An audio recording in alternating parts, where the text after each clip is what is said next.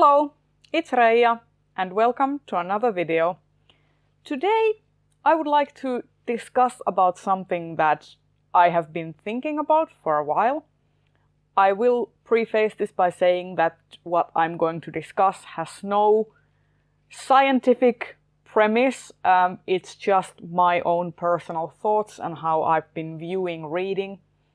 And it started from a conversation I had with Shelby from Read and Find Out when we were talking about The Bear and the Nightingale and talking about our emotional response to it, which was pretty strong.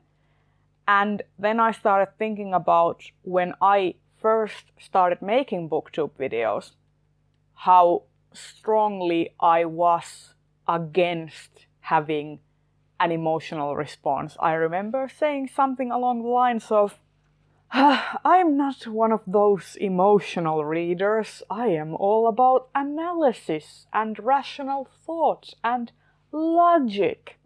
With that said, I want to talk a little bit about emotion-based and logic-based reading. So without further ado, let's get started.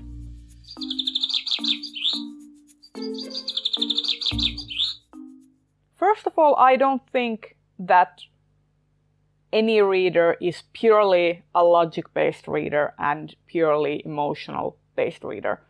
I think that these things overlap and there is a sort of Venn diagram, and it differs from person to person how much you value logic and how much you value emotional output and feeling. So I think it's more like a value system than anything else. For example, with logic-based reading, you might value things like consistency and inner consistency and plot and the active driving force of the plot in relation of how it relates to the story, the world building.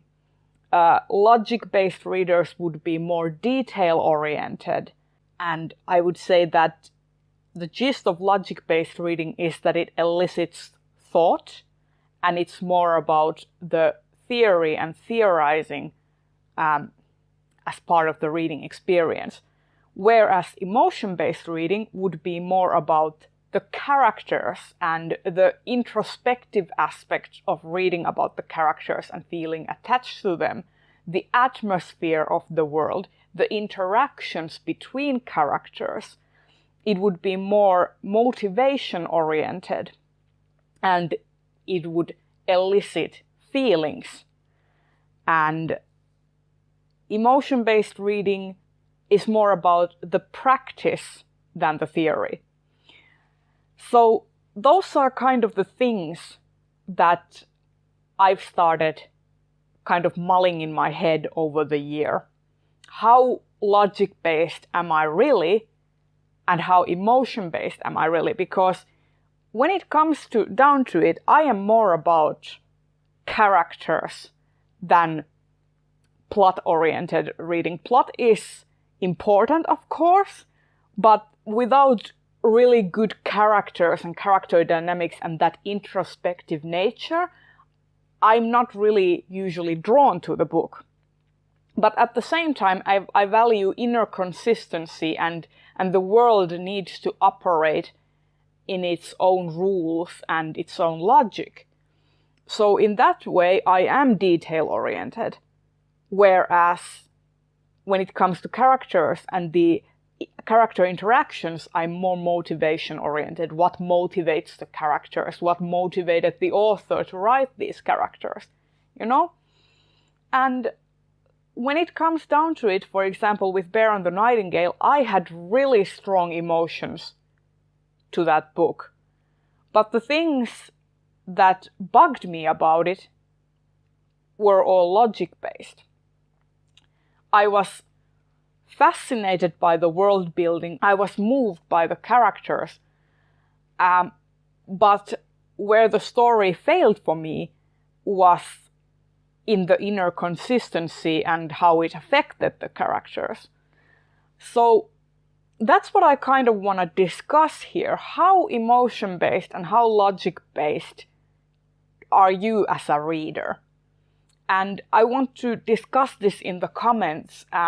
Do you agree with me that there is a kind of logic-based reading experience and there is a kind of emotion-based reading experience? Do you have a completely different kind of view on how you read things and how you interpret things?